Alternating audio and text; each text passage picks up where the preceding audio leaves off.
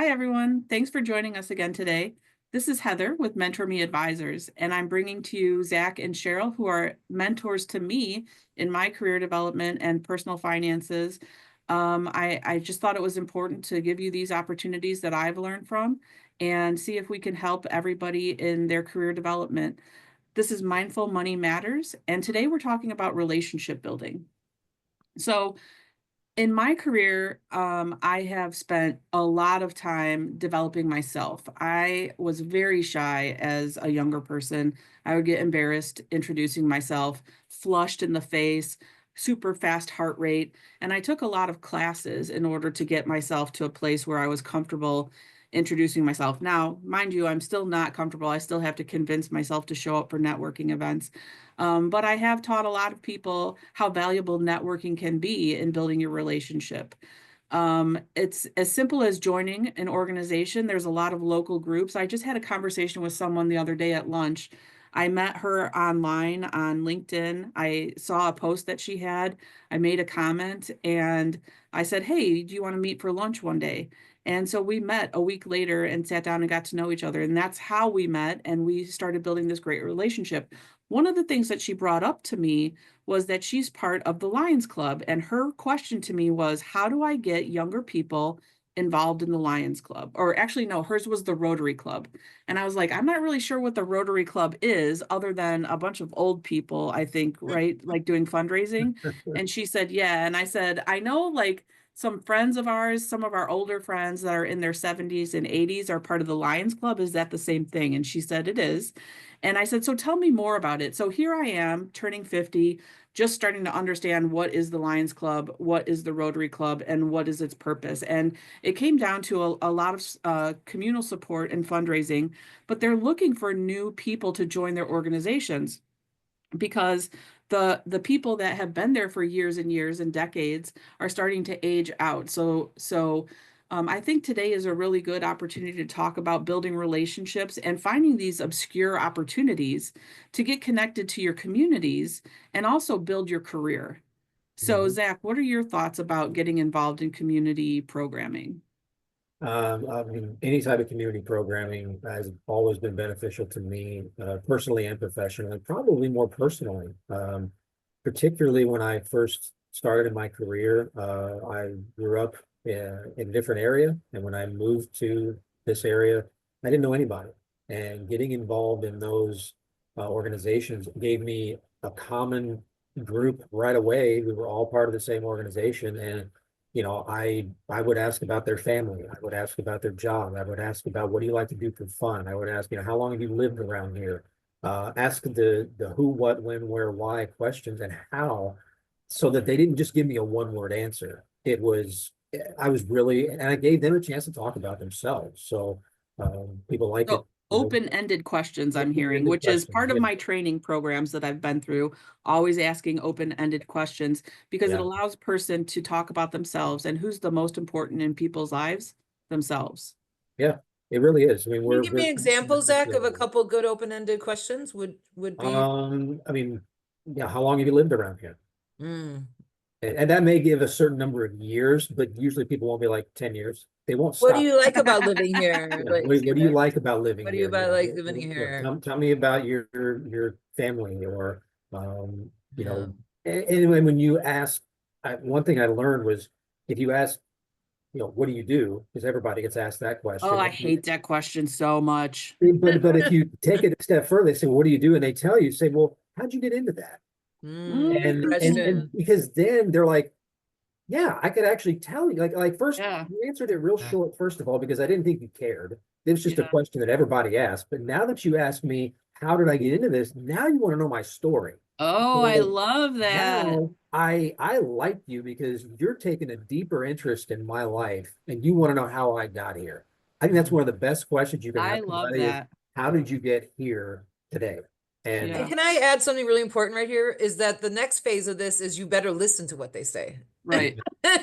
So yes, you could ask all you want, but if you are not actively listening, and what does that mean? Heather and me right now are very actively listening to Zach, right? So we're right. nodding our heads. Heather at one point was like, good one, so we're Mhm. engaged in what Zach is saying, and it's almost like our energies are matching. right? To Mhm. Yeah. keep the momentum going together. Yeah. So I'm a little more up in the clouds. That's why I have this picture. No, I'm just kidding. But I'm a little more in the clouds in how I do things, right? A little more emotional, a little bit more like the heart center kind of stuff. And it's a feeling for me, right? When I'm Mhm. feeling into somebody and they're looking at me and we have eye contact and we're mimicking almost each other's energies, like then you're forming that bond, right? Mm. You're forming it where someone's like, you know what? I think I might want to talk to Cheryl again next time I see her. I'm comfortable around her. Yeah. She cares. She's kind. Something like this, right? So I just want to add, Zach, sorry to cut you off a little bit, but just No, the that's listening good. of the other, is just as important as the asking. Absolutely. So Have in you, today's world, we're very used to a digital conversation now. It was something that is just sprung up over the last few years, really, like it was around for years, but really nobody was totally engaged in it until after the pandemic. But um, let's talk a little bit about building relationships online where you're not physically going to a community event, but you can participate in community events virtually. You can meet people, like I was saying, meet people over LinkedIn and comment on the posts that they have, invite them if they're nearby Mhm. to a personal meeting in the neighborhood, and you can make it communal that way. And just gaining the confidence, because I know today's youth is nervous just to even pick up the phone. And like, even if something they're ringing, I don't recognize that number. Like, that wasn't a luxury that we had growing up. The phone rang, you answered it, Right. Yeah. right? Yeah, Yeah. And so yeah. now you've got Could be caller important, ID, right? It could be right? You've got important. caller ID, you've got digital. I wasn't at my computer, and it stems from a fear. So how can we help people overcome those fears of things that we grew up doing that are not normal in today's society? Mm, Hmm, really good question. that's a Uh, great I was question. going to angle more on I guess building digital relationships is a good way to practice that so that you do get more, because there's a screen there. And a lot of people talk differently on the other side of that screen than they will when they meet you in person. Can Hmm. you talk about Whether- the value of using your image like we have today, making sure that your picture is Yeah, showing the value yeah. there? Oh yeah, I mean, use it on your email signatures or your resumes or whatever digital communication you're using, particularly if you're trying to build your professional brand. I mean, because you are the enterprise, you're your own enterprise, and the more people see that face, it's just like a logo. You see the Nike swoosh, they stop putting Nike on it because they know what that is. So the more they see your face, the more they're going to become familiar with it, and we like familiarity. And I Hmm. think online, the digital tools help build that familiarity so that when you do reach a point where you can ask them, hey, do you want to meet for coffee or do you want to meet for lunch? Rather than, we're kind of connected here, but let's actually kind of get in a room together and get across from one another. I think that's a good way to soften things up a little bit and warm people up to that. You know, Yeah, Zach, I never even thought of that. I thought think that's a great idea. Put your picture out there, right? Like, market yourself, make it yourself familiar. I think that's really good advice. Something I never really thought about as being an important way of engaging more like that. So thank you. Welcome. Cheryl, you have a lot of relationships that even go international. How do you maintain relationships and continue to build with people across the world? Yeah. I go back to what Zach said in an earlier video about caring, right? Like I genuinely care about people. I genuinely like them. They genuinely like me, I hope, right? And we're just reciprocal. And it's like, you know, one day our parents are going to pass, right? One day, we're going to lose our favorite pet that we had since childhood. We're going to have losses, right? So what stays with you? That heart space that you feel, that you want to then give to someone else, that you want to fill up, right? It starts with you. So it Mm, starts with me and how I feel about myself. Now, we all go through hard times where the veils and the darkness is coming over you and oh my gosh, how am I going to get out of this? But those relationships with people is kind of what helps me out of it, right? Absolutely. Yeah. Because they give me a call and I think like I don't feel that great, but I know they're even hurting more than me. Let me answer this. And before you know it, we're both laughing and caring for each other and loving each other and it's okay. So I think that those relationship is really what sustains me in life to Mm, continue and enhance my happiness and enhance how well I do at work, how well I do at home, I you know. love that. So Yeah. yeah. Yeah, I think So it's the, something that I've heard a couple times from you is from both of you is caring and knowing, but in today's society also, the attention span of people has gotten minuscule because of the speed of communications. So I know one of the tricks that stands out to me, and you can do these things like this, and I'll get to both of you to see if you have any tips for people. But back in our day, there were Rolodexes, and actually my nephew mentioned it the other day. He said, "I want one of those business card holders that spins." I'm like, "A Rolodex?" But people used to use that to make notes, and even in digital contact lists, there's a notes section. And I know from being in sales for years and years that people will put comments in there, has 3 kids, went to, Yeah. Purdue University, whatever it is, just to yeah. strike a memory like, oh yeah, this person is this. Is there any tricks that you guys have used to help people get through their learning phase of building relationships?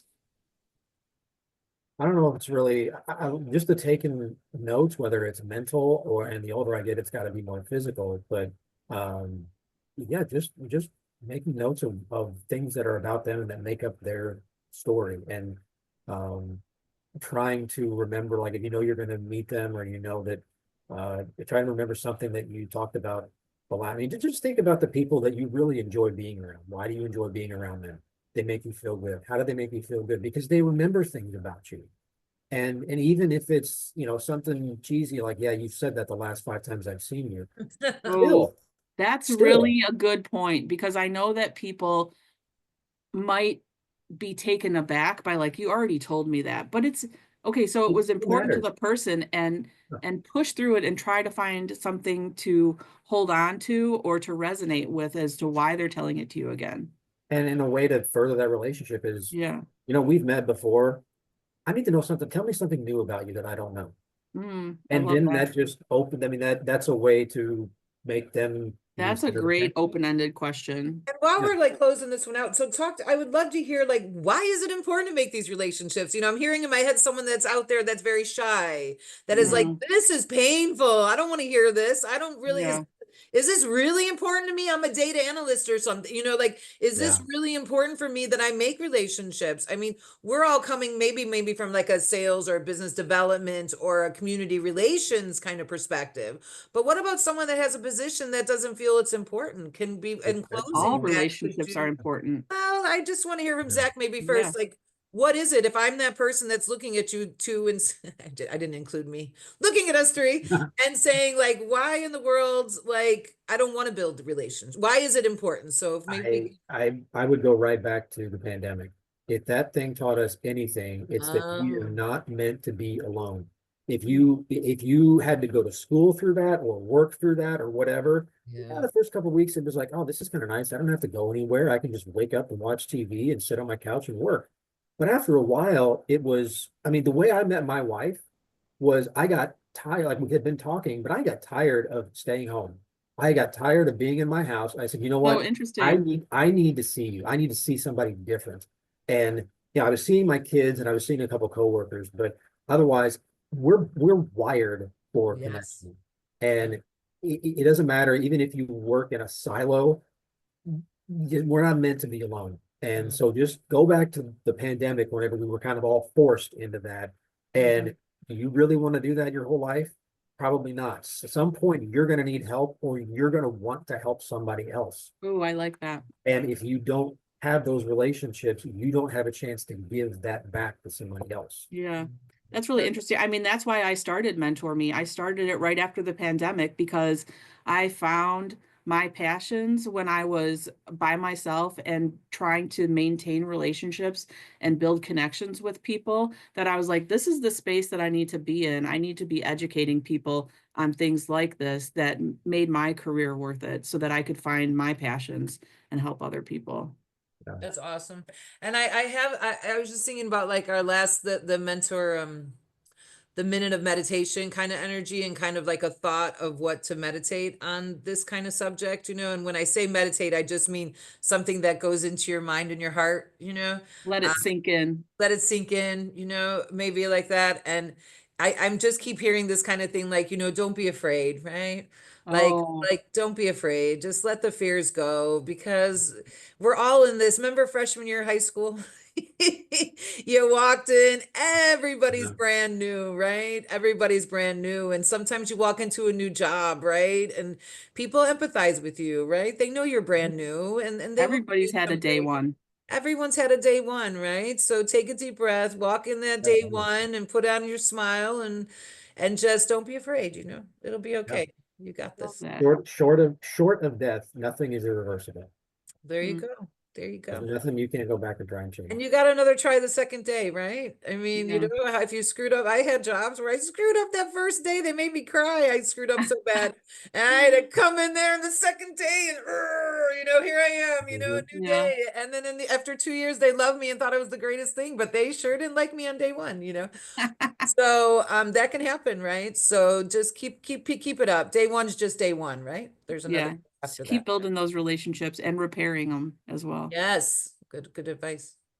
Thank you. All right. Thanks, everybody.